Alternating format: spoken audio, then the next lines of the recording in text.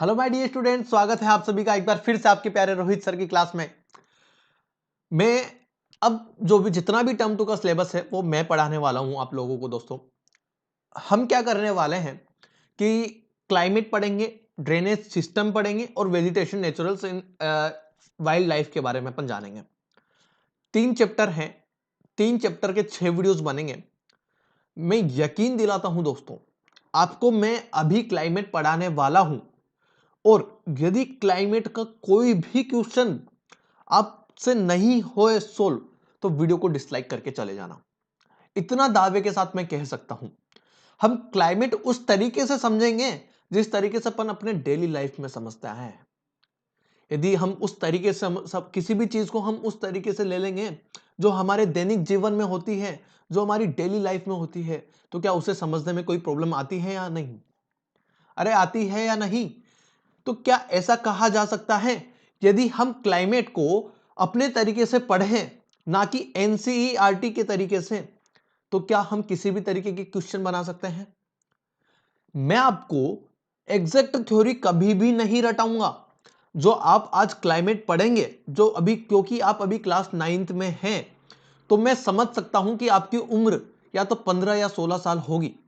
लेकिन यही यही सवाल जो आप आज क्लाइमेट में पढ़ेंगे, यही सेम क्वेश्चन आप जब 25 साल के हो जाएंगे, आप जब 25 इयर्स के हो जाएंगे, आपकी जब ग्रेजुएशन पूरी हो जाएगी और तब आप यूपीएससी की प्रिपरेशन करेंगे।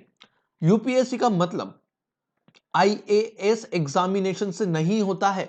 यूपीएससी का मतलब जितने भी एग्जाम, मतलब बेसिकली आप IAS, IPS, IFS officer, IRS officer, जितने भी तरीके के एग्जाम्स होते हैं अपर हाई लेवल के, उन सारे एग्जामिनेशंस में आज का जो चैप्टर है क्लाइमेट और जो हम आगे चैप्टर पढ़ेंगे ड्रेनेज सिस्टम, वहां से एज इट इज वैसे के वैसे क्वेश्चन उठ के आएंगे।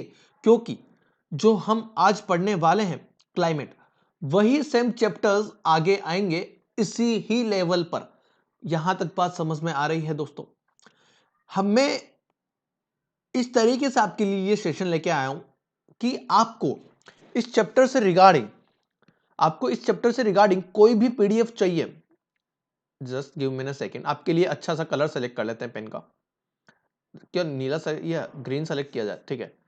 तो जितने भी आपको पीडीएफ चाहिए, जितनी भी आपको क्लासेस देखनी है, अब अपन सबका सेपरेट चैनल करने वाले हैं। क्लास 9th का अलग, क्लास 10th का, 11th और 12th का अलग। यदि यहां पर यह बात क्लियर हो रही है मेरे दोस्तों, तो क्या मैं ऐसा कह सकता हूं कि जितने भी पीडीएफ आप लोगों को चाहिए वो डिस्क्रिप्शन में आपको सबके लिंक मिल जाएंगे।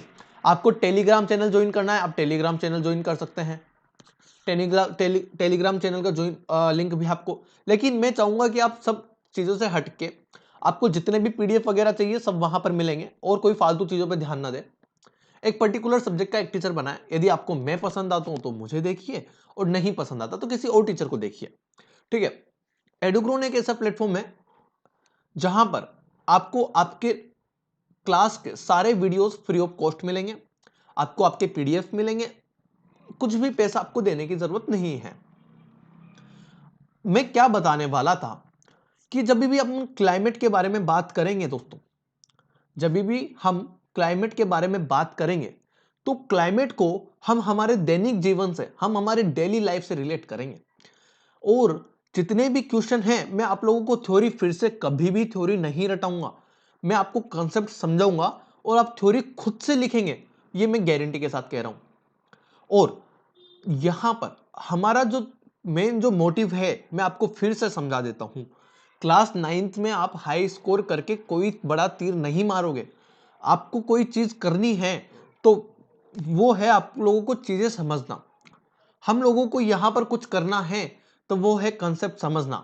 यही कंसेप्ट आप जब यूपीएससी की प्रिपरेशन करेंगे, आप जब एसएससी की प्रिपरेशन, एसएससी तो इसके सामने कुछ भी नहीं है दोस्तों। एसएससी मतलब income tax officer, sale tax, food tax, मतलब जितने भी टैक्स ऑफिसर्स वगैरह, बहुत सारी चीजें, एसएससी की ही बात नहीं कर रहा, बैंक ऑफिसर्स, सब में, मतलब जितनी भी चीजें होती है ज्योग्राफी में, क्लाइमेट एक बहुत मेजर फैक्टर डिपेंड करता है।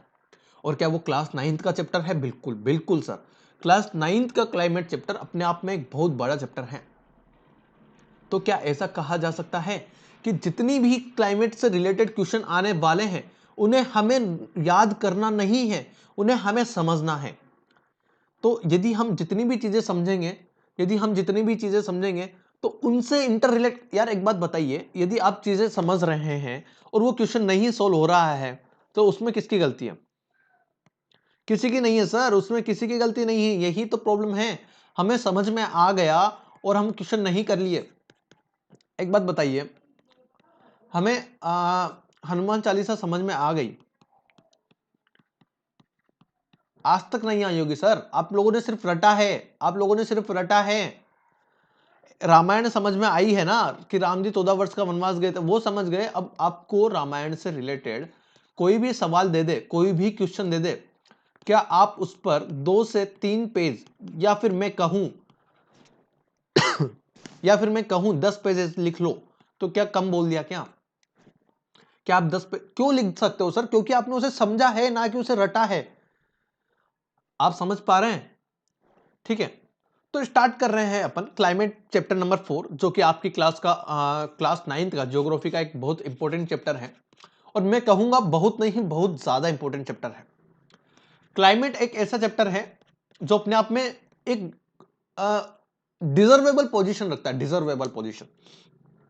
Hello, here starts the lesson with Rohit sir. मैं हूं आपका प्यारा टीचर, होस्ट एंड दोस्त, जो भी आप समझे, बड़ा भाई समझ सकते हैं। और अब बहनें मुझे अपना बड़ा भाई समझ सकती है, भाई भी अपना बड़ा भाई समझ सकते हैं। और जितने भी मेरी छोटी बहनें हैं, छोटे भाई हैं, और जितने भी मेरे दोस्त हैं, जितने भी मेरे शिष्य हैं, जो भी आप मेरे कहो स्टूडेंट्स हो, आप मुझे कुछ भी मान सकते हैं। कुछ भी आपको डाउट हो जरा सा भी, तो आप प्लीज कमेंट सेक्शन में मुझे बताएं। मेरे को आप लोगों से कुछ नहीं चाहिए, सारा चैप्टर आपके फ्री ऑफ कॉस्ट है। इतना शानदार पीडीएफ आपको कहीं नहीं मिलेगा। आप जैसा कि क्लास में कॉपी में, आप जैसे कि नोटबुक में आप स्टिकी नोट्स लगाते हैं, वैसे आपको स्टिकी नोट्स टाइप का यहाँ पर नोट्स चैप्टर मिल जाएगा। देखिए आप जरा, स्टिकी नोट्स लगे हुए हैं यहाँ पर। तो एक बार प्लीज आप वीडियो को, सेशन को लाइक करना है और अपने दोस्तों के साथ शेयर करना है। आपको कुछ नहीं करना है, आपको जो मर्जी पड़े आप करो, वीडियो को कुछ भी करो, बस अपने दोस्तों के साथ शेयर कर दो। ठीक है, now here we start the lesson. Okay, just give me a second. ठीक है, स्टार्ट करें। चलिए, अपन क्या क्या कंटेंट पढ़ने वाले हैं। देखो, पहली चीज जो मैं आपको बता दूं, अपन पढ़ने वाले हैं वेदर एंड क्लाइमेट। राइटिंग आपको नोट्स बनाने की जरूरत नहीं है, और यदि आप खुद के हाथ से बनाते हैं तो उससे बेटर कुछ भी नहीं है। लेकिन मैं फिर भी कहूंगा आपको नोट्स बनाने की जरूरत नहीं, क्योंकि मैंने इसमें सब कुछ डाल दिया है। और जो भी आपको इंपॉर्टेंट लगे वो आप हाईलाइट कर लेना, उसका आप प्रिंट आउट निकलवा लेना और हाईलाइट कर लेना। मैं इस राइटिंग में इस वजह से लिख रहा हूं, अभी अच्छी राइटिंग में लिख देता हूं ये, चलो ठीक है। Weather and climate, is it clear? हम इन दोनों में डिफरेंट जानेंगे कि वेदर क्या होता है और क्लाइमेट क्या होता है। बेसिकली वेदर के बारे में बात करूंगा, तो चलो ऐसा करता हूं, मैं अभी फिर बाद में ही समझाता हूं आपको इनको। तो ये जितने भी कंटेंट है अपन इस तरीके से पढ़ने वाले हैं, किस जगह क्या वेदर रहता है, मॉनसून कितने टाइप के होते हैं, कितने टाइप के सीजन होते हैं, जैसे गर्मी, बारिश, वर्षा, ये जो मॉनसून होते हैं, इनका टाइम पीरियड क्या होता है, और जितने भी इंपॉर्टेंट फैक्टर्स हैं उनसे रिलेटेड, वो हम सब जानेंगे। लू कब चलती है, लू क्यों चलती है, हर सवाल समझने की कोशिश करेंगे। और जितने भी सवाल हैं उन सब सवालों को अपने दिमाग से क्लियर करते हुए निकलेंगे। यहां पर कोई भी डाउट है तो आप प्लीज एक बार मुझे बताएं, वरना मैं आगे बढ़ता हूं। बेसिकली ये लाइव क्लासेस नहीं है, लेकिन कमेंट तो आप मुझे कर ही सकते हैं। ठीक है, चलिए आगे बढ़ते हैं। क्या क्या कंटेंट अपन पढ़ने वाले हैं। क्लाइमेट हम पढ़ने वाले हैं। एक सेकंड दोस्तों, मुझे कुछ फोन स्विच ऑफ है मेरा, मुझे ऑन करना पड़ेगा, क्योंकि यदि, चलो ठीक है।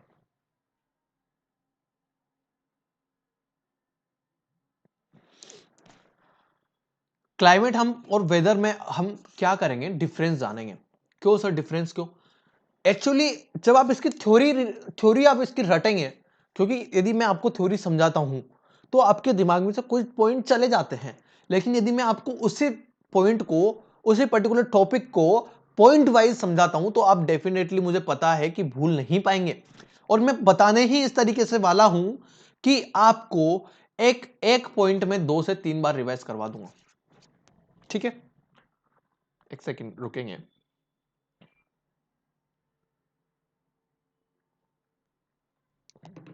ठीक है,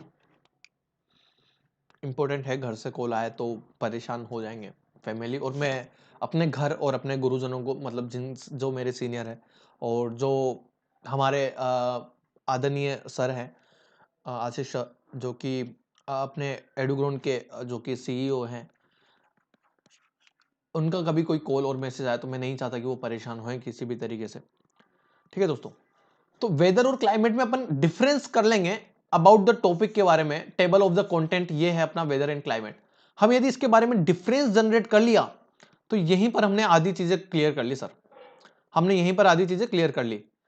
वेदर के बारे में बात करूंगा तो weather is a momentary state of the atmosphere. Momentary मतलब एक टेम्परेरी है सर, टेम्परेरी है।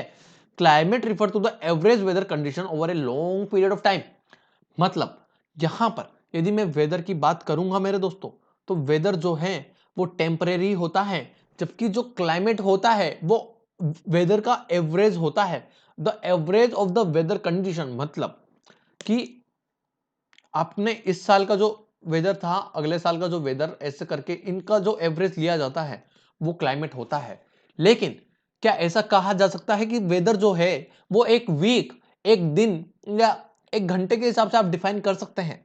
जनरली आप जब मोबाइल फोन में देखेंगे तो मोबाइल फोन में आपके लिखा हुआ आता है, एक फैक्टर होता है वेदर, वहां पर क्लाइमेट लिखा हुआ नहीं आता है। वहां पर जो चीज लिखी हुई आती है वो है weather. Weather basically depends on time.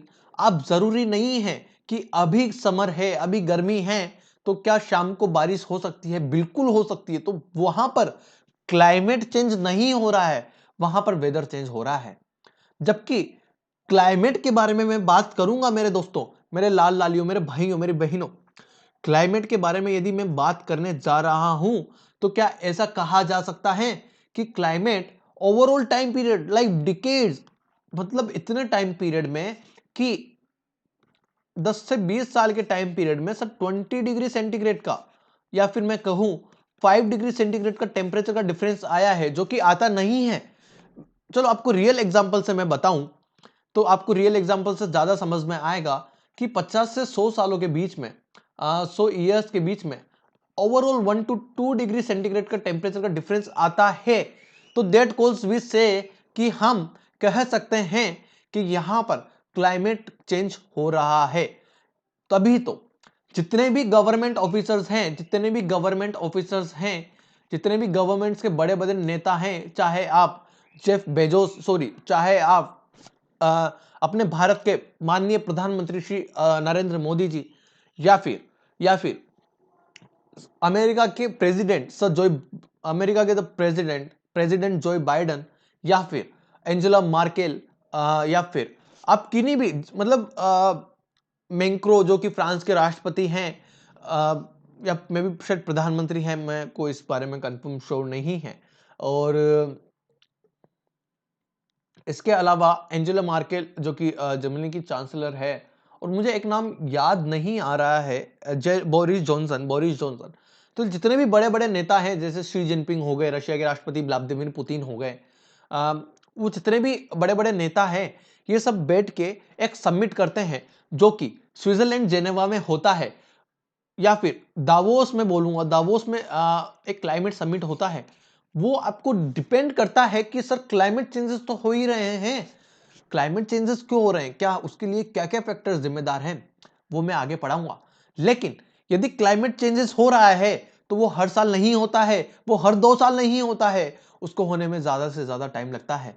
जितना ज्यादा टाइम में वो एवरेज कंडीशंस वेदर की गिनी जाती है, उस तरीके से क्लाइमेट चेंज होता है। यहां पर बात क्लियर है? चलिए आगे बढ़ते हैं, ठीक है? चलिए ओवरव्यू। अच्छा, एक पॉइंट बच गया ना, climate changes imperceptibly and may be noted after 50 years और इवन मोर, मतलब 50 सालों में बता चुका हूं आपको। Weather changes quickly, may within a day और within a week, within a hour भी चेंज हो जाता है सर। अभी सर धूप आ रही है, थोड़ी देर बाद बारिश हो सकती है, कोई भरोसा नहीं। चैप्टर ये अपन इसका ओवरव्यू कर रहे हैं। फर्स्ट पॉइंट्स इसके क्या क्या हैं, मेरे यानी रोहित के साथ, आपके प्यारे रोहित सर के साथ। यहां पर साइड मिस्टेक के नोट्स हैं। आप जब इसका प्रिंट आउट निकलवाएंगे, इस पीडीएफ का प्रिंट आउट निकलवाएंगे, तो आपको इस तरीके से प्रिंट आउट निकलेगा कि आप यहां पर जो भी इंपॉर्टेंट टॉपिक्स है, जो भी इंपॉर्टेंट पॉइंट्स है, या जो भी आपके इंपॉर्टेंट सवाल है, वो सारे सवाल आप लिख सकते हैं। ठीक है। इंट्रोडक्शन सर क्लाइमेट के बारे में, यहां पर देखो, दिस इज नॉट फायर। अर्थ बोल रही है this is not fire. Santa Claus भी बोल रहे हैं सर कोविड आ गया, द इकोनॉमिक क्राइसिस हो गया, क्लाइमेट क्राइसिस हो रहा है, सब तरीके से क्राइसिस हो रहा है, पृथ्वी जल रही है सर, पृथ्वी जल रही है। यहां पर बात क्लियर है। Climate refers to the sum total of weather conditions and variation over a large area of a long period of time. मैंने बता चुका हूं। Weather refers to a state of atmosphere over an area of part of time, ये भी मैं बता चुका हूं। आज का मोटिवेशनल कोट जो क्या है वो एक बार पढ़ेंगे, जिसका नाम है don't stop until you are proud. तब तक मत रुको मेरे दोस्तों जब तक आपको खुद पर गर्व ना हो। बुक टाइटल 2021 का बुक टाइटल 2021 खत्म होने वाला है और आपको ये वीडियो शायद 2022 में मिलेगा। मेरे यानी रोहित सर के साथ आप क्लास ले रहे हैं, फिर से रोहित सर छा जाएंगे। क्लाइमेट कंट्रोल्स क्या क्या है, आपका एक पॉइंट है important point sir, earth end of the earth, पृथ्वी जल रही है। आपने सुना होगा माही मार रहा है, जिसको क्रिकेट पसंद होगा, माही मार रहा है, वैसे ही सब पृथ्वी जल रही है। बचा लो दोस्तों, बचा लो, अभी भी बचा लो, बचा लोगे तो अपना ही भला है। अदरवाइज मैं आगे आने वाले टाइम में ये कह सकता हूं कि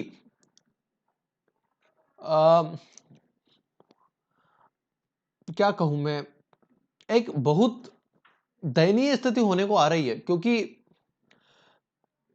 मानना यह है कि क्लाइमेट यदि नहीं हुआ तो पानी यहां पर खत्म हो जाएगा और वो फिर पानी आपको वाटर्स कंडीशंस में मिलेगा, मतलब mineral water, high mineral water और उससे भी ज्यादा हाई प्योरीफाइड वाटर, इस तरीके से आपको मिलने वाला है। अभी प्रेजेंट टाइम पे पानी की बोतल 20 रुपए की हो चुकी है, वो समय दूर नहीं है जब ये बोतल 20 से हटके 30। और जहां पर मैं एक बार एक रेस्टोरेंट में गया, मैं नाम नहीं बताऊंगा, मैं एक्चुअली दोस्तों जयपुर में रहता हूं, आपको पता नहीं होगा, फिर भी मैं बता, मेरे 11th और 12th स्टूडेंट्स वालों को पता है कि मैं जयपुर में रहता हूं। जयपुर में एक रेस्टोरेंट है, मैं नाम नहीं लूंगा, वहां पर वाटर बोतल 65 रुपीज की है और बहुत सारे क्रिकेटर्स तो बहुत भी महंगी पीते हैं। तो मिनरल्स के अकॉर्डिंग पानी, आज तो वो समय दूर नहीं है, पृथ्वी को बचा लो। मैं फिर भी कहूंगा कि कितना ही मिनरल वाटर पिला लें, लेकिन यदि जो जहां से गंगा निकलती है, गंगोत्री से, वहां पर जो मतलब बेसिकली जिसका नाम भागीरथी है, वो जितना शुद्ध पानी है ना, आई डोंट थिंक सो किसी नदी का शुद्ध पानी हो सकता है। बहुत शुद्ध, बहुत पवित्र, बहुत सेक्रेड रिवर कहा जाता है उसे, बहुत ज्यादा प्योरीफायर वाटर है यार, ऐसे थोड़ी ना बोलते हैं। ठीक है, चलो आगे बढ़ते हैं।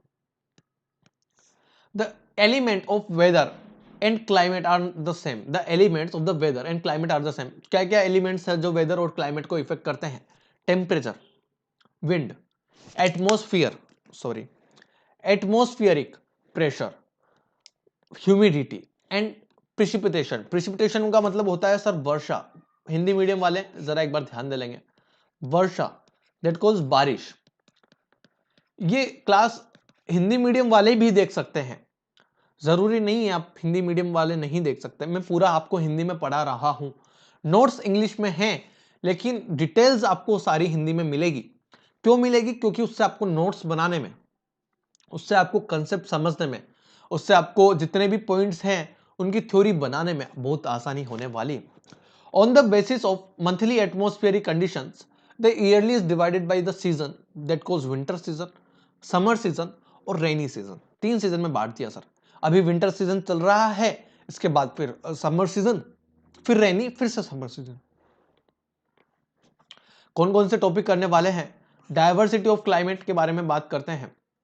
The climate of an any palace depends on the, कौन कौन से फैक्टर्स हैं? लेटीट्यूड्स, लेटीट्यूड और एल्टीट्यूड। एल्टीट्यूड बेसिकली हाइट पे होता है, जैसे मतलब कोई एरोप्लेन है वो कितने हाइट पर चल रहा है, तो अपन उसे बोलेंगे कि एल्टीट्यूड। जो समुद्र से, जो सी से जहां पर जो हाइट होती है उसे बोलते हैं अपन एल्टीट्यूड। जरा समझेंगे, पहले मैं आपको एल्टीट्यूड की परिभाषा बता देता हूं या definition. The atmosphere becomes less dense and temperature decreases when we go to the higher altitude from the earth surface. मतलब हम अर्थ से हायर सरफेस पर जाएंगे तो वहां पर क्या टेम्परेचर कम होगा? बिल्कुल होगा सर, क्योंकि ऊपर जाने पर, अर्थ से ऊपर जाने पर टेम्परेचर कम होने लगेगा और जो प्रेशर है टेम्परेचर कम होने लगेगा। और जो PRESSURE प्रेशर जो है, आप स्पेलिंग जरा याद रखेंगे क्योंकि अब आगे आने वाले जब आप कॉम्पिटिटिव एग्जाम देंगे तो उनमें आपको स्पेलिंग करेक्शन पूछा जाता है, स्पेलिंग करेक्शन पूछा जाता है, वो आपके बहुत ज्यादा काम आता है। तो यहां पर यदि मैं कहूं कि ऊपर जाने पर, हाइट के ऊपर जाने पर, कि यहां पर जो टेम्परेचर है उसमें कमी होती है और जो प्रेशर है उसमें जो वृद्धि होती है, मतलब जो प्रेशर तो है जो रेज होगा, एटमोस्फेरिक प्रेशर रेज होगा और टेम्परेचर डिक्रीज होगा, तो ऐसा कहा जा सकता है कि वो हायर एल्टीट्यूड पर है। This is the reason why hills are cooling. यही एक रीजन है कि क्यों hills are cooling during summer.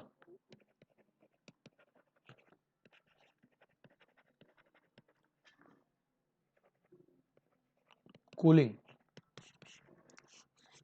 यहां पर ये चीज समझ में आई है, यही एक रीजन है सर। आगे बढ़ते हैं। क्लाइमेट कंट्रोल्स क्या क्या हैं वही मैंने पढ़ा रहा हूं कि क्लाइमेट के किस तरीके से कंट्रोल किया जा सकता है। एक बार जरा लेटीट्यूड तो पढ़ लें। लेटीट्यूड क्या होता है? एल्टीट्यूड आई होप आपको समझ में आ गया होगा कि जो हाइट है वो एल्टीट्यूड से रिलेटेड होगी। लेटीट्यूड के बारे में मैं बात करूं मेरे दोस्तों, मेरे भाइयों बहनों,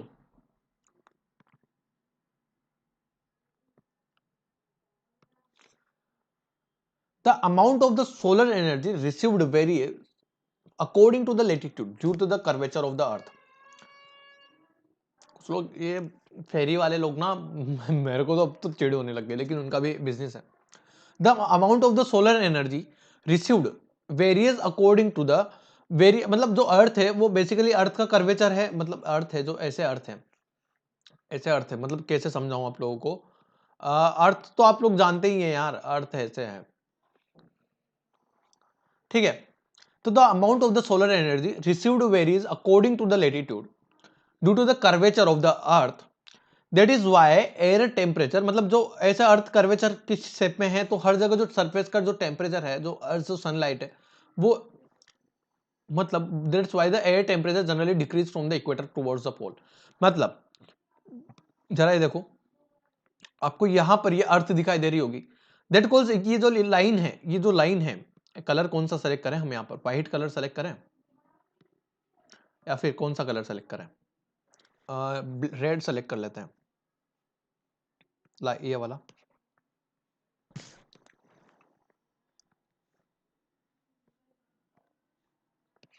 हाँ, तो ये जो लाइन है, ये जो लाइन दिख रही है आपको, इस लाइन का नाम है इक्वेटर, 0 डिग्री जिसे बोलते हैं। यदि ये लाइन इक्वेटर 0 डिग्री है तो क्या मैंने अभी पढ़ा कि जो यदि मैं ऊपर की तरफ जाऊंगा, यहां पर ये जरा देखो, ऊपर की तरफ मैं गया तो क्या टेम्परेचर डिक्रीज होगा? अभी जस्ट मैंने पढ़ा है। और टेम्परेचर डिक्रीज कब होगा? जब अपन पोल की तरफ जाएंगे। और जरूरी नहीं है ऊपर की तरफ, ऊपर की तरफ जरूरी नहीं है, आप नीचे की तरफ भी जाओगे तो भी सर टेम्परेचर आपको डिक्रीज ही देखने को मिलेगा। ये साउथ अमेरिका है और ये साउथ अमेरिका है। यहां पर आप लोगों को जनरली जो लोग हैं इक्वेटर पे, यहां पे जो ब्राजील है, वहां पर आप लोगों को लोग काले दिखाई देंगे, वहां पर आप लोगों को लोग काले दिखाई देंगे। और जो यहां पर अफ्रीका है, यहां पर भी जो इक्वेटर है, यहां पर लोग आपको काले दिखाई देंगे और यहां पर भी लोग आपको काले दिखाई देंगे। लेकिन आप जब नीचे चले जाओगे, ये जो चिली है और ये जो अर्जेंटीना है, यहां पर जब आप चले जाओगे तो यहां पर आप लोगों को लोग व्हाइट दिखाई देंगे। It's because of all over the, ये किसकी देन है? पेरेंटियल देन है ही नहीं, ये क्लाइमेट की देन है सर, ये क्लाइमेट की देन है सर। क्लाइमेट डिपेंड करता है सर, सब कुछ क्लाइमेट पे डिपेंड करता है सर। यहां पर बात समझ में आ रही है? आगे बढ़े तो ऊपर की तरफ जाऊंगा, that calls latitude. Latitude no, मतलब इक्वेटर से मैं नॉर्दर्न साइड में जाऊंगा, इक्वेटर से मैं नॉर्दर्न साइड में जा रहा हूं, इक्वेटर से मैं नॉर्दर्न साइड में जा रहा हूं। आर्कटिक सर्कल जो है, ये वाला जो सर्कल है, ये वाला जो सर्कल है, यहां पर एक सर्कल होता है, एक ऐसे सर्कल होता है। और ऐसे सर्कल का जो डिग्री होता है, ये एक इंपॉर्टेंट क्वेश्चन है एसएससी पॉइंट ऑफ व्यू से। आगे मैं बता रहा हूं जो आपकी क्लास 9th में है वही क्लास आगे आने वाला है। ये प्राइम मेडिटेरियन जिसे आप बोलते हैं 0 डिग्री, क्योंकि पृथ्वी अपने अक्ष पर ऐसे घूमी हुई रहती है, तो क्या वो जो 0 डिग्री होगा, वो 0 डिग्री जहां पर वो जो लगा रहता है ना, वो जो 2 पॉइंट लगे रहते हैं जहां पर अर्थ घूमती है, वो मेडिटेरियन होता है, जिसको प्राइम मेडिटेरियन बोलते हैं। इसी ये होते हैं लॉन्गिट्यूड। ये बेसिकली लॉन्गिट्यूड होते हैं और ये लेटीट्यूड्स होते हैं। यहां तक बात समझ में आ रही है? ठीक है। ट्रॉपिक ऑफ कैंसर 23.5, यहां पर इक्वेटर है, यहां पर ट्रॉपिक ऑफ कैंसर है 23, वापस से 23.5 आप ऐसे समझ सकते हो। बेसिकली इक्वेटर जो है ट्रॉपिक ऑफ कैप्रिकॉर्न वो भारत से नहीं गुजरती है, ट्रॉपिक ऑफ कैंसर भारत से गुजरती है। और यहाँ पे ब्यूनस एरियस पर ऐसा है जहां पर जिसके जो कॉन्टिनेंट है वो दिए हुए हैं। जनरली आप लोगों ने पढ़ा होगा जब आप कोई भी साउथ या कोई भी सी वाली जो मूवीज देखते हैं जिनमें समुद्र होता है, वहां पर क्या होता है मेरे दोस्तों, कोऑर्डिनेट इसी तरीके से, जितने भी नेवी वाले हैं वो इसी तरीके से कोऑर्डिनेट यूज करते हैं। आर्कटिक सर्कल जो है वो 66, नीचे वाला अंटार्कटिक सर्कल, ऊपर वाला आर्कटिक सर्कल है। ये नॉर्थ पोल है और ये साउथ पोल है मेरे दोस्तों। यहां पर बात समझ में आई? आगे बढ़े। Pressure and wind system sir, जो कि क्लाइमेट कंट्रोल सर कैसे हैं? The pressure and the wind systems are any area depends on the latitude and altitude. Obviously बात है, जितनी ज्यादा हाइट होगी उतना ज्यादा प्रेशर होगा, क्योंकि pressure is equal to rho G H होता है। जितनी ज्यादा हाइट है उतना ज्यादा प्रेशर है। और टेम्परेचर भी डिपेंड्स करता है सर, रेनफॉल मतलब कुल मिला के टेम्परेचर और जो विंड सिस्टम है सब प्रेशर वगैरह सब डिपेंड करते हैं। Distance from the sea, the sea exerts a moderating influence on the climate. At the distance of the sea increase, the moderating influence is decreasing. The people experiencing extreme weather conditions, the condition is known as continentally. It has to very hot during summers and very cold during winters. कुछ खास point नहीं है, but फिर भी एक बार आप read कर लेंगे, क्योंकि देखो मेरे को आप लोगों को ज्यादा से ज्यादा पढ़ाना है और कम टाइम में पढ़ाना है, क्योंकि जो इंपॉर्टेंट पॉइंट है वो मैं डिटेल्स में बता रहा हूं और जो इंपॉर्टेंट नहीं है उसे आगे बढ़ने देंगे। चलिए, ओशियन करंट। ओशियन करंट क्या होती है कि जब जो वेव्स होती है, ओशियन करंट क्या होती है? Ocean currents along with the on शोर wind affects on the climate on coastal areas. Basically क्या होता है, जब विंड चलती है तो क्या होता है, जो पानी की जो वेव्स हैं उस पर जो विंड टकराती है तो दोनों के बीच में जो फ्रिक्शन काम करता है और ओशियन करंट जो जनरेट होती है और द कोस्टल एरिया, और फिर जो बाद में बेसिकली क्या होती है ना सर, एक एनर्जी होती है, एक एनर्जी की तरह होती है। इसमें सर वाटर भी मूव करता है। ये मैं आप लोगों को क्लास 12th में, आप क्लास 11th में आप आगे पढ़ेंगे। ओशियन करंट्स दो तरीके की होती है, एक होती है हॉट करंट्स और एक होती है cold current. Hot current basically cold areas में जाकर मिलती है और कोल्ड करंट हॉट एरियाज में जाकर मिलती है। बस इतना ही आपको ध्यान में रखना है। रिलीफ फीचर सर क्या? Relief plays a major role in determining the climate of places. High mountain एक, मतलब जो हाई माउंटेन होते हैं जैसे हिमालय है, वो एक बैरियर का काम करता है, फिजिकल कंडीशंस डिनोट करता है। वो बारिश भी करवाते हैं, वो उधर से आने वाली हवा को भी रोकते हैं, वो उधर से आने वाली धूप को भी रोकते हैं। समझ में आ रहा है? तब कोई बादल जो कि कंडेंसेशन वाला जो बादल होगा, जिसमें संघनन होगा और जिसमें पानी भरा होगा, वो बादल जब पहाड़ से टकराएंगे तो क्या बाढ़ आ जाती है? बोलते ना अपन, बादल फट गया, लोग बह गए, लोगों की मृत्यु हो गई, बहुत दुखद होता है। लेकिन उसमें उनका कोई दोष नहीं होता यार। अभी मैं किसी पहाड़ी क्षेत्र में रह रहा हूं, लोग रहते ही हैं, लेकिन अभी यदि कोई ऊंचा पहाड़ है वहां पर बादल टकरा जाए, बादल फट जाता है, तो बाढ़ आने की संभावना होती है, निश्चित तौर पर होती है। ठीक है, चलिए आगे बढ़ते हैं। Factors affecting the climate of India, latitude हो गया, एल्टीट्यूड हो गया, प्रेशर एंड विंड सिस्टम हो गया, डिस्टेंस ऑफ द सी हो गया, ओशियन करंट्स हो गया, रिलीफ फीचर हो गया। बस ये याद रख लो, बाकी आप थ्योरी अपने आप बना लोगे। ठीक है, फिर से मेरे साथ एक बार बोलेंगे सर, कौन कौन से चैप्टर्स, कौन कौन से हो गया? लेटीट्यूड हो गया, एल्टीट्यूड हो गया, यहाँ पर विंड हो गया, और इसके अलावा क्या बोलते हैं, विंड के अलावा और आपको डिस्टेंस फ्रॉम द सी हो गया, प्रेशर हो गया, और आपका ओशियन करंट्स हो गया, और उसके अलावा रिलीफ फीचर्स हो गए। आगे बढ़े। Factors affecting the Indian climate को कौन कौन से फैक्टर अफेक्ट करते हैं? Latitude, altitude. The Tropic of Cancer, the Tropic of Cancer passes, the Tropic of Cancer passes through the middle of the country from the Rann of Kutch of the western of the Mizoram. मतलब basically जब ये India के बारे में बात करूंगा तो यहाँ सर मिजोरम से कच्छ तक यहाँ पर ट्रॉपिक ऑफ कैंसर जाती है। Tropic of Cancer 23.5 northern hemisphere में है। आपको एक चीज और बता देता हूं दोस्तों, जरा देखेंगे एक बार, ये जब मैं इसके बारे में बात करूंगा, ये जरा देखो, ये जो 0 डिग्री है ना, इसके ऊपर वाला जो है वो नॉर्दर्न हेमिस्फेयर है, मतलब उत्तरी गोलार्ध है, नीचे वाला सदर्न हेमिस्फेयर है, मतलब दक्षिण गोलार्ध है। गोला समझ रहे हो ना, दक्षिणी गोला ऐसे समझ सकते हो। सो भारत में यहां से यहां तक की जो लाइन जा रही है वो tropic of tropic of cancer है। India's climate has characteristic of tropic was sub tropical climates, इस तरीके से होता है। India has mountain of the north and also has a vast coastal areas where the maximum elevation about 30 meters. Owing on the mountain subcontinent experiencing comparatively मतलब जो milder winters and compared to the Central Asia, कुछ खास point नहीं है। Features and wind क्या बोलती है, the climate and weather conditions in India are governed by the following atmospheric condition. कौन कौन सी, प्रेशर हो गया एंड सरफेस विंड हो गया, अपर एयर सर्कुलेशन और western cyclonic disturbance and tropical cyclones. क्या होते हैं जरा समझेंगे। Air moves to the high pressure area over the southern Indian ocean, मतलब जो हवा होती है वो ऊपर की तरफ मूव करना चाहती है, तो जो सदर्न इंडियन ओशन में है वो इस तरीके से हवा मूव करती है। इन साउथ ईस्टर्ली डायरेक्शन, मतलब साउथ ईस्टर्ली मतलब जैसे ये है, तो ये जो साउथ ईस्टर्न वाला जो एरिया है, ये साउथ ईस्टर्न वाला एरिया है, या फिर आप ऐसे भी समझ सकते हैं ये वाला जो एरिया है, या जरूरी नहीं आप एरो इधर ही डायरेक्शन में बनाओ, ये वाला एरिया और ये वाला एरिया दोनों, मतलब ये जो एरिया है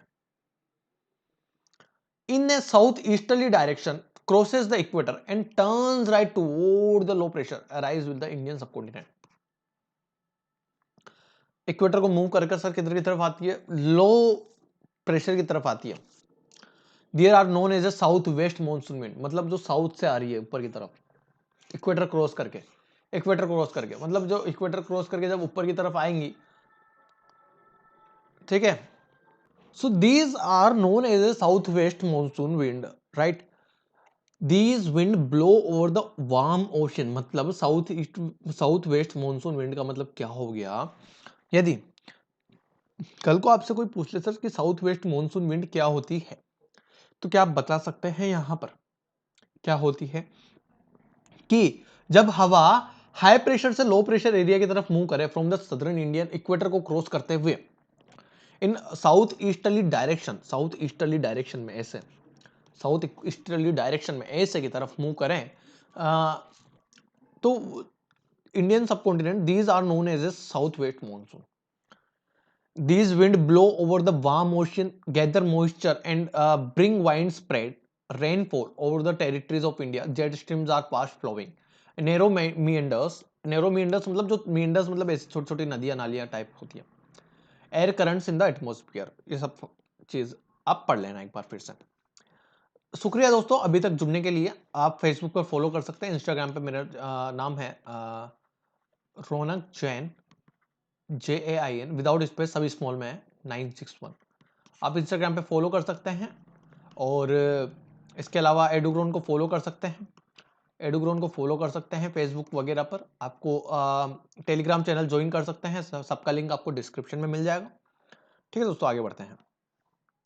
द इंडियन मॉनसून के बारे में बात करूंगा। The climate of India is strongly influenced by the monsoon wind. The seasonal reversible the wind system is known as monsoon. The monsoons are experienced in the tropical areas. Tropical areas मतलब जो भी tropical areas, ये जो tropical areas होते हैं, 20 to 20 degree north to 20 degree south go through the following factors and mechanism of the monsoon is a better way.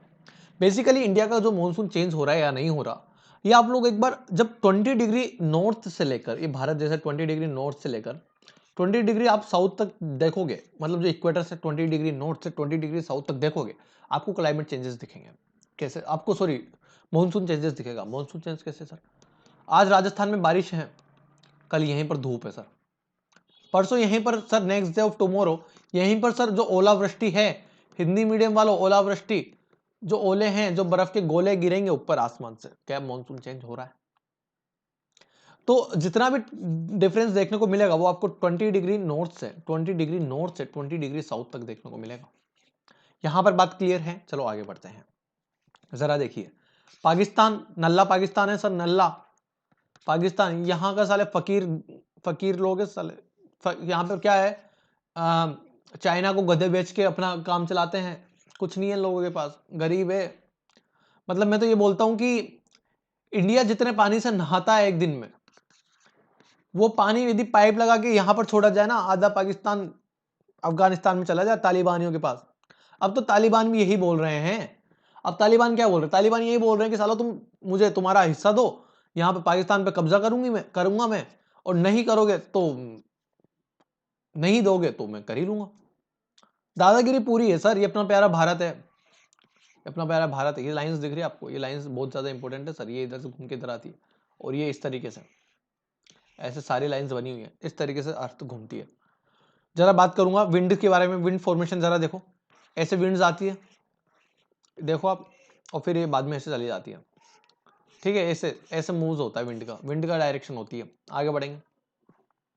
The differential heating and the cooling land and water creates low pressure on the land mass of India while the seas around the experiences comparatively high pressure। कुछ खास point नहीं है, read कर लेना। The shift of the position of intertropical convergence zone, ITCZ, इसका तुमसे full form पूछ ले कोई भी, ITCZ का फुल फॉर्म क्या है सर? मतलब इंटरनेशनल ट्रॉपिकल कन्वर्जेशन जोन, या फिर इंटर ट्रॉपिकल कन्वर्जेंस जोन। यहां पर समझ में आ रहा है, स्पेलिंग ढंग से लिखना, इंटर ट्रॉपिकल कन्वर्जेंस जोन।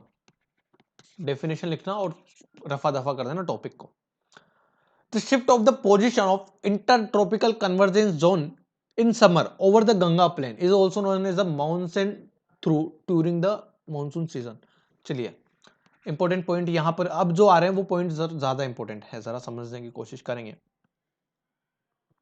कैसे सर, कैसे इंपॉर्टेंट बोल रहा हूं, कैसे इंपॉर्टेंट बोल रहा हूं कि मास्टर मुझे एक बात बता, the pressure of the high pressure areas, the presence of the high pressure areas east of Madagascar. Madagascar का ईस्ट एरिया, सर मेडागास्कर क्या है सर, समझेंगे यहां पर। मेडागास्कर एक आइलैंड है, एक द्वीप है। मेडागास्कर एक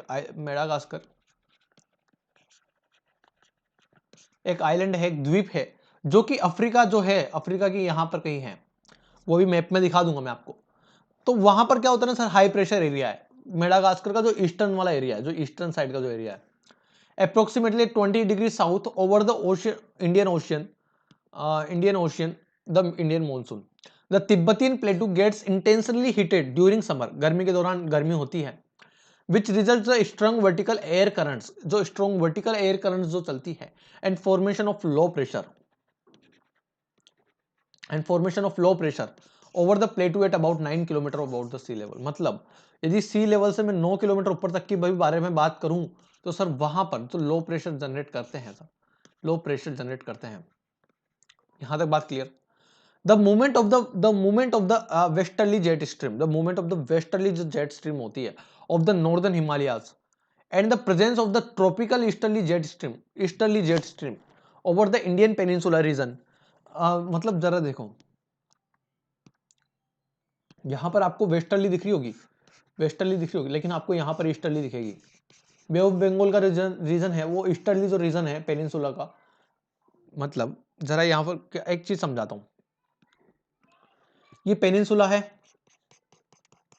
पेनिनसुला वाला एरिया है, और ये पेनिनसुला में भी सर ईस्टर्न वाला एरिया है। यहां पर ही लिख देता हूं, ईस्टर्न वाला एरिया। तो यहां पर किधर चल रही है विंड? ईस्टर्न डायरेक्शन में चल रही है, जबकि यहां पर किधर चल रही है हिमालयस में? वेस्टर्न डायरेक्शन में चल रही है, ठीक है। जरा देखो, the movement of the westerly jet stream to the north of the Himalayas and the presence of the tropical easterly jet stream of the during the summer also impact the Indian monsoon, because पता है हमें, अभी just देखा है। Madagascar कहाँ है sir? ये मोजाम्बी है, मोजाम्बी जो कि अफ्रीका है, अफ्रीका की कंट्री है मोजाम्बी। ये मेडागास्कर दिख रहा है यहाँ पे, ये मेडागास्कर का जो ईस्टर्ली रीजन है, इसके बारे में बात करूंगा, हाई प्रेशर रीजन। ये इंडिया, नल्ला पाकिस्तान, ये इंडस रिवर जो कि यहाँ पर तिब्बत से निकलती है, ये माउंट कैलाश पर्वत, हिंदुओं का पवित्र पर्वत, is a sacred mountain of Kailash. Tibetan प्लेटू जिस पे भी चाइना का कब्जा है, यांगसे रिवर, चाइना की सबसे लंबी river Yangtze river, Yellow River, Indus, Sutlej, Ganga, Ganga, यहां पे कौन सी, कोसी रिवर, कोसी रिवर हो गया I think, Kosi, Son river, Son river आप बेसिकली कह सकते हो, ब्रह्मपुत्र जो कि इधर नेपाल से, इधर क्या बोलते हैं, आसाम अरुणाचल प्रदेश से होते हुए आती है, इंडस, सतलुज हो ही गया, बाकी सारी रिवर इधर, अभी अपन ड्रेनेज वाला चैप्टर पढ़ेंगे उसमें रिवर्स पढ़ेंगे, एक बार आप देख लेना बाकी। चलिए आगे बढ़ते हैं। The changes in the pressure condition over the southern ocean also affect the temperature, मतलब बेसिकली जो प्रेशर चेंज होगा, प्रेशर चेंज होगा, किस तरीके से वो टेम्परेचर को इफेक्ट करेगा वो हम समझने की कोशिश करें। The irregularly periodic variation in the wind and the sea surface temperature over the tropical eastern Pacific Ocean and affect the climate as the tropic of subtropic is known as southeastern oscillator or south oscillator SO। Sir SO किसे कहते हैं? So basically pressure में change होगा, pressure condition में change होगा तो southern ocean also effect the monsoon, जो southern ocean है प्रेशर में चेंज होगा तो जो प्रशांत महासागर, हिंद महासागर है वो टेम्परेचर को इफेक्ट करेगा। The irregular periodic variation in the wind, मतलब जो इरेगुलर पीरियोडिक वेरिएशन होते रहते हैं विंड में, और जो sea surface temperature over the tropical eastern Pacific ocean that affect the tropic and sub tropical is known as a southern oscillator. ठीक है, यहां से एक बार पढ़ते हैं, मैं एक बार देख लेता हूं कि सेशन रिकॉर्ड हो रहा है या नहीं हो रहा है। ठीक है दोस्तों, the onset of the monsoon and withdrawal, इसका मतलब क्या हुआ, पढ़ते हैं। The duration of the monsoon is between 100 to 120 days from early June to mid September। Basically जरा एक बार गिन के देखेंगे, जरा एक बार गिन के देखेंगे, क्या गिनना है, जून, जुलाई, अगस्त एंड सितंबर, कितने दिन हो गए सर, 30, 31, 31 और 30, तकरीबन 120 दिन। सो यहां पे मिड सितंबर बोला है, कंप्लीट सितंबर नहीं बोला है, फिर से सुनने की कोशिश करेंगे। The duration of the monsoon is between 100 to 120 days. Basically ये मतलब हो गया कि सर मैं जून से स्टार्ट करूं, जुलाई, अगस्त और सितंबर के बीच तक चलूं, around the time of the its arrival the normal rainfall increase suddenly and continuous constantly of the several days which is known as the burst of the monsoon. Burst मतलब होता है ना, ऐसे आप बहुत सारे लोग, जैसे बहुत सारे लोग कोई गेम खेलते होंगे, पबजी वगैरह, फायर, फ्री फायर, तो उसमें 3 तरीके के फायर होते हैं, एक सिंगल टैप, एक बर्स्ट फायर और एक ऑटो फायर। बर्स्ट फायर में क्या होता है ना, एकदम से एक तो जैसे एक एक बूंद गिर रही है और एकदम से फव्वारे जैसा चला फिर वापस चुप हो गया, समझ रहे हो, कंटिन्यूअस नहीं होता है। तो बेसिकली यदि मैं जून से सितंबर मंथ की बात करूं, जून, जुलाई, अगस्त और मिड सितंबर की, तो वहां पर भारी बारिश होती है। आपको पता होगा राखी, रक्षाबंधन के वक्त बारिश आती है, जुलाई में बारिश का मॉनसून होता है।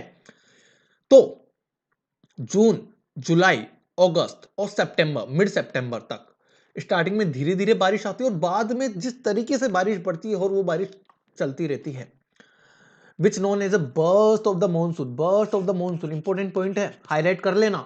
जब आप पीडीएफ के प्रिंट आउट निकलवा के लेके आए या किसी के अपने घर में प्रिंटर हो, क्योंकि आजकल घर में प्रिंटर होना मामूली सी बात हो गया, क्योंकि स्टूडेंट्स के बहुत काम आता है प्रिंटर, घर में प्रिंटर हो और 20 पन्नों की स्लाइड्स है, 20 पन्नों की, मतलब ओवरऑल मिला के 46 पेजेस है, 46 को आप कन्वर्ट कर सकते हो 20 में, राइट। और फिर आप एक पेज पे 4 भी निकलवाएंगे तो तकरीबन ये ओवरऑल हो गया 10 पेजेस, 10 पेजेस के 10 रुपए या 20 रुपए, इतने में आपके नोट्स क्लियर। और खुद बनाओ तो उसकी तो बोलते ना कोई कंपैरिजन ही नहीं है। मतलब जैसे टॉपिक की हेडिंग डाला, जून, जुलाई, अगस्त, सितंबर रेनफॉल होता है और इंक्रीज होने लग जाता है, जस्ट कॉल ब्रस्ट, बस खत्म, इतना से लिखो खत्म।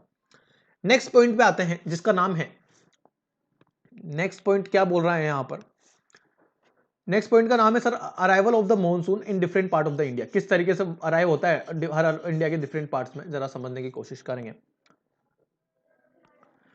The monsoon arrives at the southern tip of the India peninsula generally by the first week of the June. मतलब यदि ये इंडिया है और इसका सदर्न पार्ट यहां पर, ये कन्याकुमारी हो गया। वैसे भारत का सबसे दक्षिण बिंदु, मतलब the southern most point of the India is Indira point, जो कि यहां पर कहीं है, जबकि ये तो यहीं पर रह जाता और ये यहां कहीं है। वो कहां पर आएगा? अंडमान निकोबार आइलैंड में, अंडमान निकोबार आइलैंड में, ठीक है। इंदिरा पॉइंट जिसे बोलते हैं, इंदिरा पॉइंट जिसे बोलते हैं। अंडमान निकोबार आइलैंड पे दो द्वीप है, दो द्वीप हैं जिनको अपन शहीद द्वीप या फिर स्वराज द्वीप कहते हैं। बेसिकली दो द्वीप है, शहीद स्वराज करके आइलैंड है। यहां पर क्या बात समझ में आई कि मैं इस पॉइंट के बारे में बात करूंगा, the southern most point of the India, जो कि तमिलनाडु का कन्याकुमारी है। या फिर मैं ऐसे सदर्न के बारे में बात करूंगा तो इंदिरा पॉइंट आ जाता है, लेकिन ऐसे वैसे सदर्न के बारे में बात करूंगा, पेनिनसुला इंडिया का पार्ट। तो the southern most point of the peninsular India that calls Indira Kanyakumari. So वहां पर जो मॉनसून का आगमन हो जाता है, मॉनसून का प्रारंभ हो जाता है, वो 1 जून से हो जाता है। Subsequently it proceed into to the Arabian sea branch and the bay of Bengal branch. Obviously बात है, इस जगह कौन कौन सी चीज है सर? इस जगह सारी चीजें आ जाती है। इधर बे ऑफ बंगाल भी है, इधर अरेबियन सी भी है, इधर पीछे हिंद ओशियन भी है। Now the Arabian sea branch reaches Mumbai at approximately the 10th of June। मतलब जून के 10वें दिन ही बॉम्बे में आ जाता है। यदि ये मैं भारत के मैप के बारे में बात करूं, यहां कहीं बॉम्बे होगा तो यहां कहीं आ जाता है सर। यहां पर बात क्लियर हुई, ये भारत का मैप, यहां पर बॉम्बे है, ठीक है।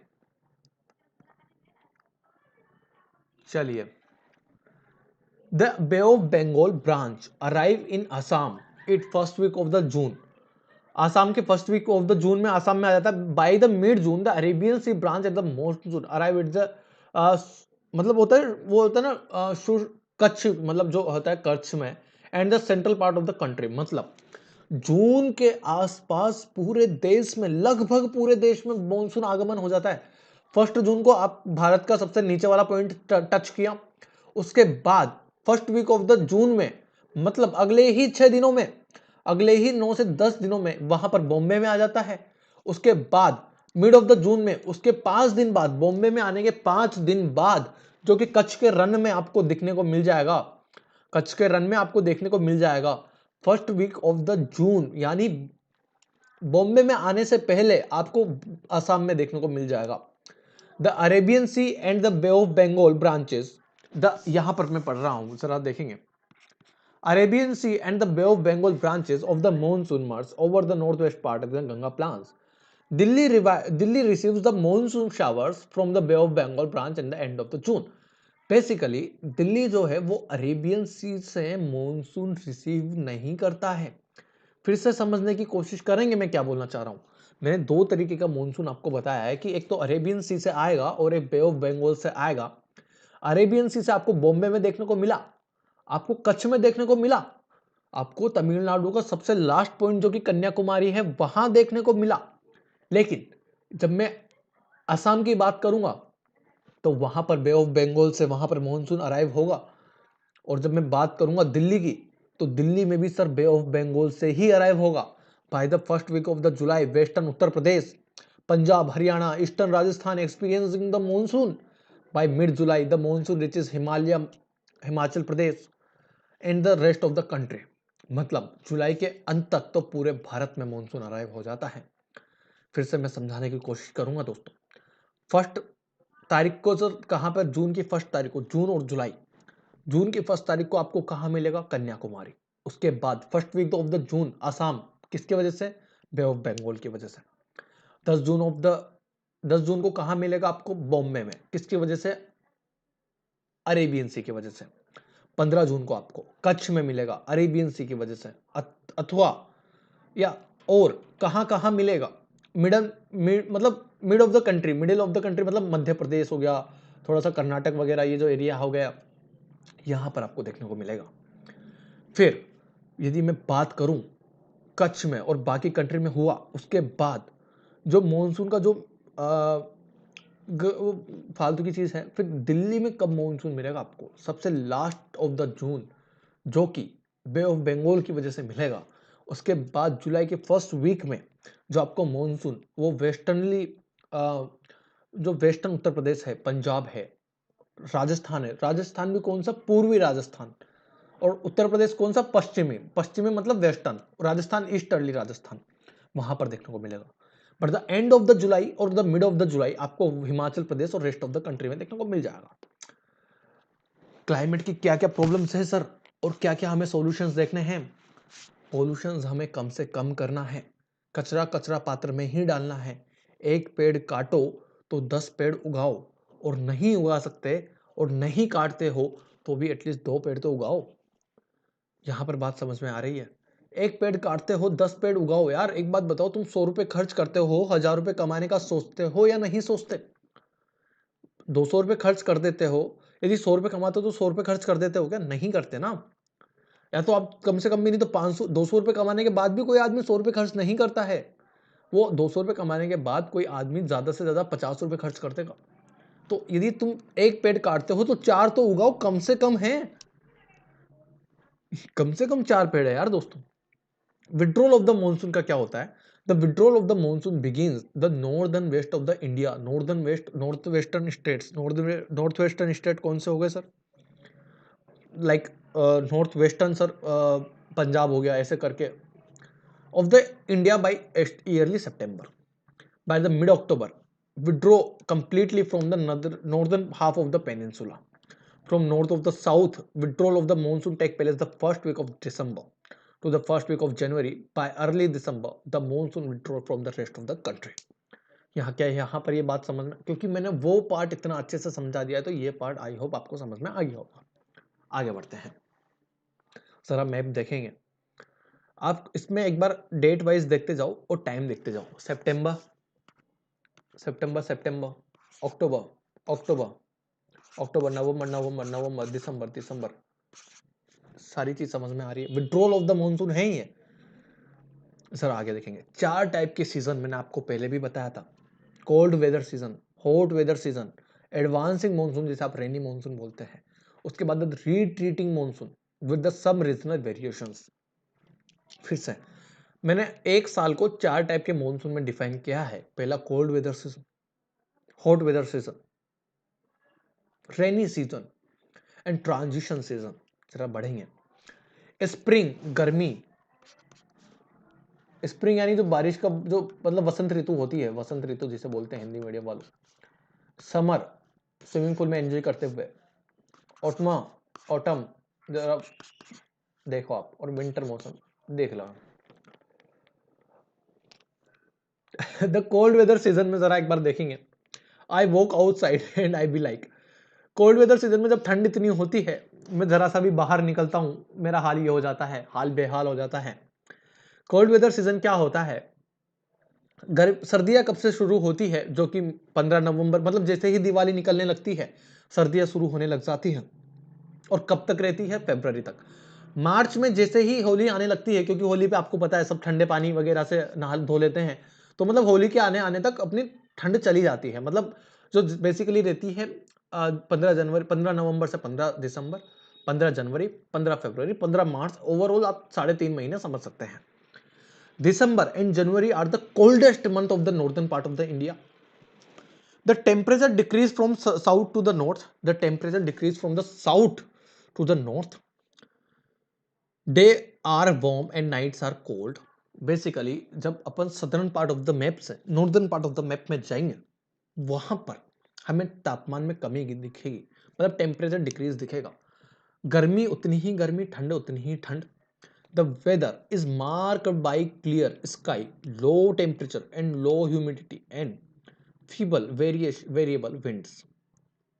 The seasonal is extremely important for the cultivation of rabi crops. मतलब जो कोल्ड विंटर होता है वो सबसे ज्यादा इंपॉर्टेंट किसके लिए होता है, जरा यहाँ पर एक बार triple star fantastic super duper hit point लगाएंगे, सीधा सीधा क्वेश्चन यहाँ से आएगा पेपर में कि this season is extremely important for cultivation of rabi crops. ठीक है, चलिए आगे बढ़ते हैं। प्रोसेस किस तरीके से हम प्रोसेस करेंगे, स्टेप 1 पढ़ेंगे, स्टेप 2 पे आएंगे, फिर स्टेप 3 पे आएंगे, फिर step 4 and then solve all. हर एक क्वेश्चन के ऐसे ही अपन टॉपिक बनाएंगे, ऐसे ही अपन पॉइंट्स बनाएंगे और फिर उसे अपन सोल्व करेंगे। यहां पर बात क्लियर हुई, आगे बढ़ते हैं। The hot weather season, summer. From March to May hot weather season is observed in India. गर्मी कब होती है? मार्च से लेकर मई तक, फिर उसके बाद बारिश आने लग जाती है, फिर वसंत और फिर ठंड। Hot weather season is observed in India the summer month expire rising temperature and falling air pressure in the northern part of the country. A striking feature of the hot weather is लू। मतलब basically लू चलती है, आप लोगों ने देखा होगा, जो कि हॉट एंड ड्राई विंड होती है, blowing during the day of the north and north western India. लू एक इंपॉर्टेंट पॉइंट आ जाता है यहाँ पर, ये पढ़ लेंगे, जरा देख लेना, मैं बता रहा हूँ। ड्राई और हॉट विंड होती है जिसे अपन लू बोलते हैं, और ये नॉर्थ वेस्टर्न इंडिया यानी Punjab, Haryana, Rajasthan. Towards the closer of the summer season, pre-monsoon showers come which help the early ripening of mangoes and the often referred to the mango showers. आगे बढ़ेंगे। This is it's too bloody hot today. आज बहुत ज्यादा गर्मी है, और ये जरा देखो ठंड में मजे कर रहा है। ठंड, चलो, कौन है? It's a dog who enjoys who enjoy is it clear? आगे बढ़ते हैं। एडवांसिंग मॉनसून क्या होता है? It's rainy season. South east trade winds originate over the warm subtropical areas of the southern ocean. They cross the equator and blow in a southwesterly direction. Entering the Indian peninsula is the southwest monsoon. The monsoon wind cover the country is about a month. Manisaram is the southern range of the Khasi hills receive the highest rainfall. Basically, actually अभी just मैं news देख रहा था, where is my pen.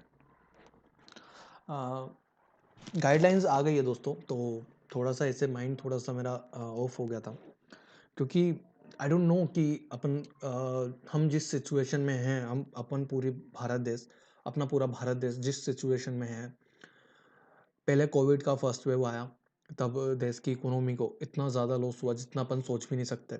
उसके बाद Covid का second wave आया, जिसमें भले ही इकोनॉमी को कम नुकसान हुआ हो with compare to first wave, लेकिन थोड़ा सा माइक को लगा देते हैं, लेकिन लोगों की मृत्यु दर बहुत ज़्यादा हो गई थी।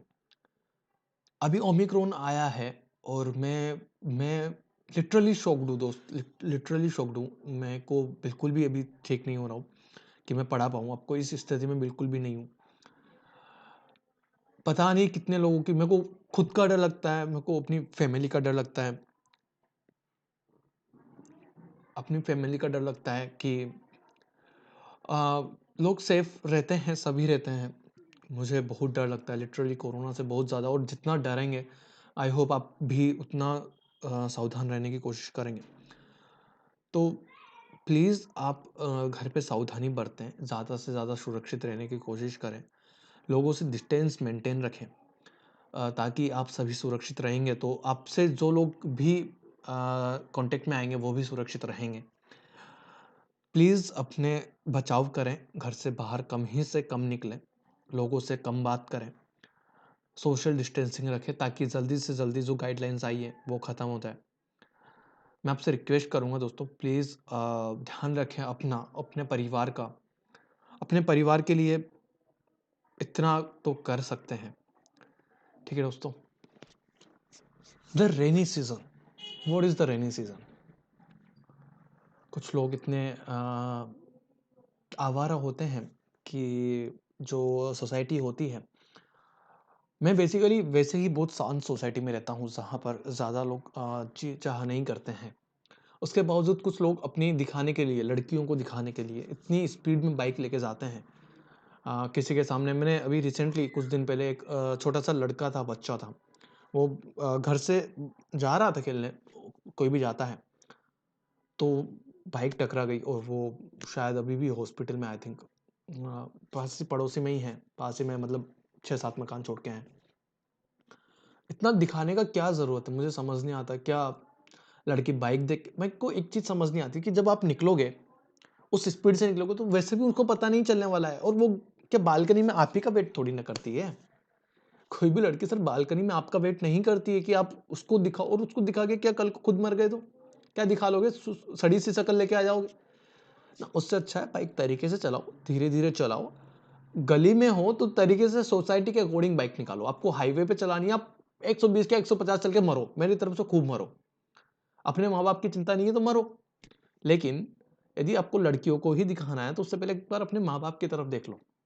लड़कियां तेज बाइक से इंप्रेस नहीं होती है, और जो लड़कियां तेज बाइक से इंप्रेस होती है, फिर वो क्या बोलूं मैं आपको। आपको देखो, सच्चा प्यार चाहिए हो ना आप लोगों को, खैर अभी उम्र नहीं है, अभी 9th क्लास में ही पढ़ते हैं, लेकिन फिर भी तो ना तेज बाइक डजंट मैटर, आपकी सोच मैटर करती है। फेस भी थोड़ा बहुत फैक्टर होता है मैटर करने का, अदरवाइज फेस भी मैटर नहीं करता है। बहुत सारे ऐसे लड़के हैं जो इतने ज़्यादा अच्छे नहीं होते हैं, बट उन्हें बहुत अच्छी लड़की मिल जाती है इन लव मैरिज, इन्हें वो, और बहुत सारे इतने अच्छे लड़के होते हैं फिर भी वो कुछ ज़्यादा कुछ खास लड़की नहीं होती है, उससे भी वो प्यार कर लेते हैं बिकॉज ऑफ देयर थिंकिंग।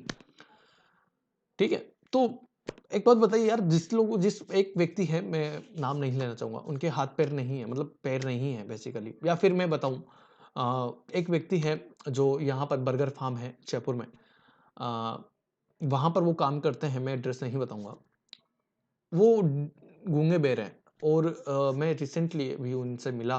वो अपनी किसी दोस्त से बात कर रहे थे, आई डोंट नो वो कि वो दोस्त थी या फिर उनकी गर्लफ्रेंड थी, आई डोंट नो, बट जब उन्हें मैंने देखा तो मतलब दोस्त भी बहुत बड़ी बात होती है। यदि आप गूंगे बहरे हैं, अपने आप को कम मत समझिए यार, वो काम कर रहे हैं, बहुत मेहनत से काम करते हैं, वहां पर थोड़े बहुत पैसे मिलते हैं, वो कमाते हैं और घर पे जाके अपना खर्चा चलाते हैं।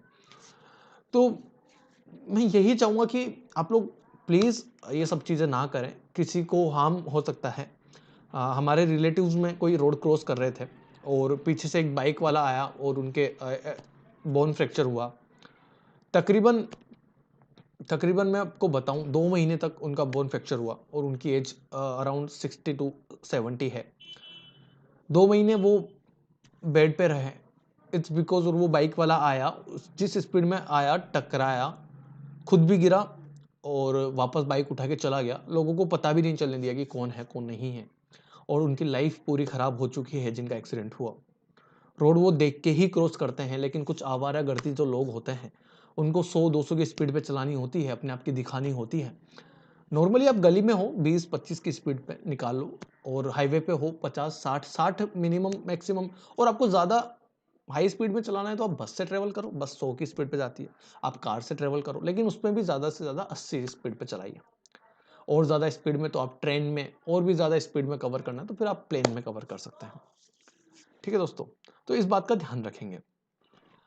रेनी सीजन के बारे में बात कर रहे हैं दोस्तों, rainy season, I am sorry, rainy season के बारे में बात कर रहे हैं।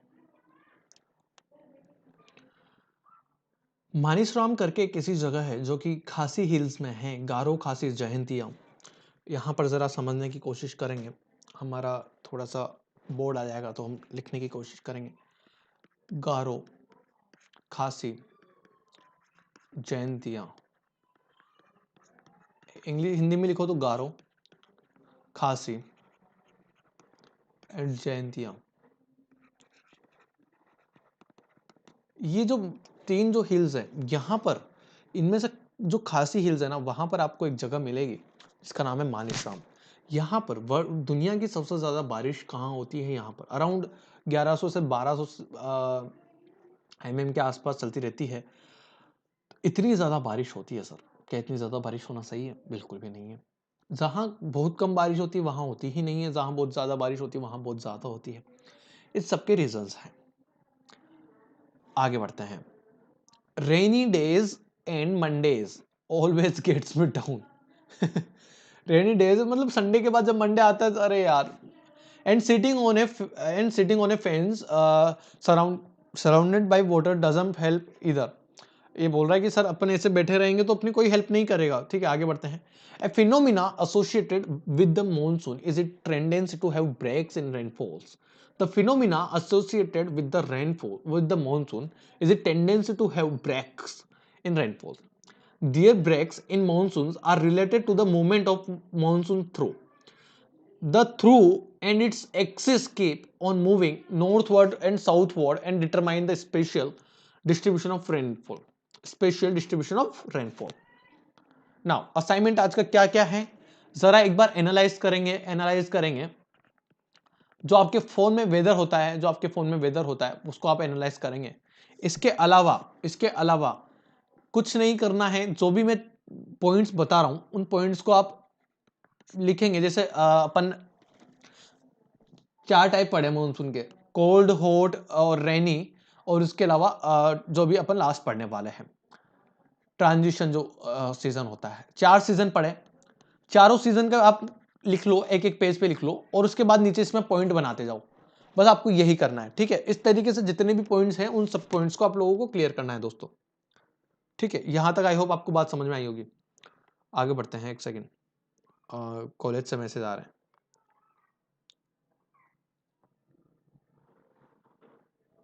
चलिए, the frequency in intensity of tropical depression, the frequency and intensity of tropical depression also determine the amount and duration of monsoon rains.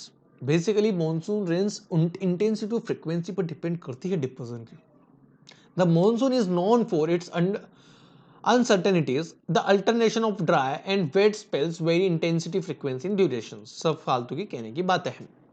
Last and final is the transition season. What is the transition season and the post monsoon that causes the retreating?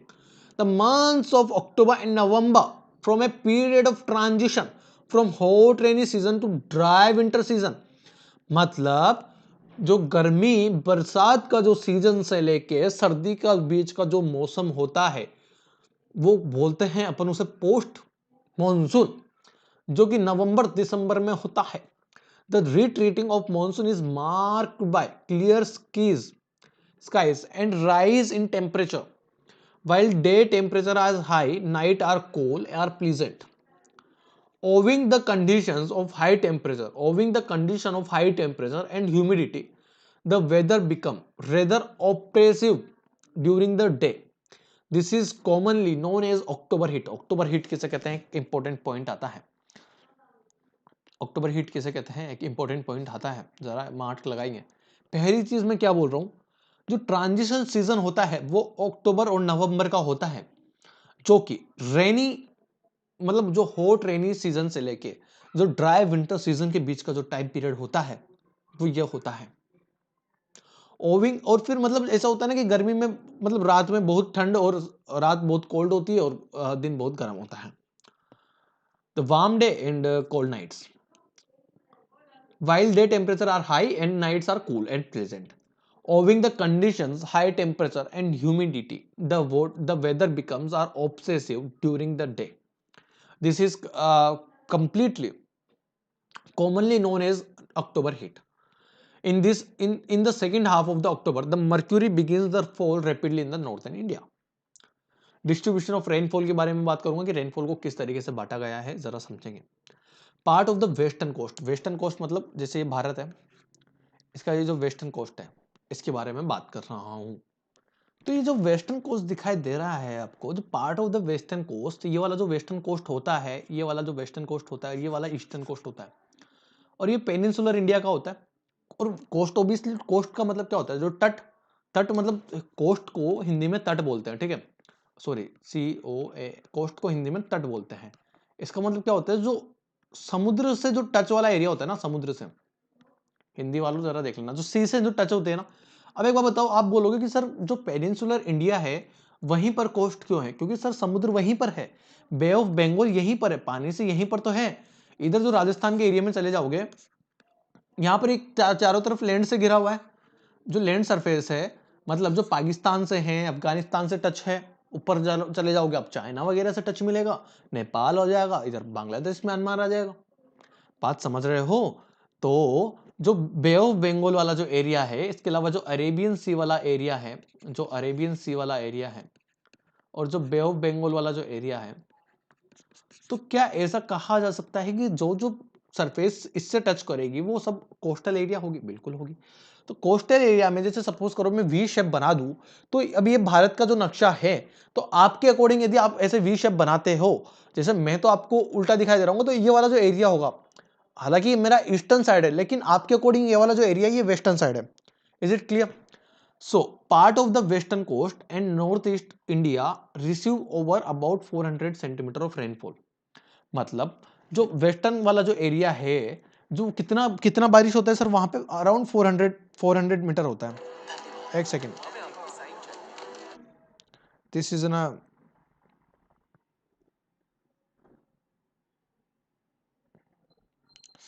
Something like a tremendous situation.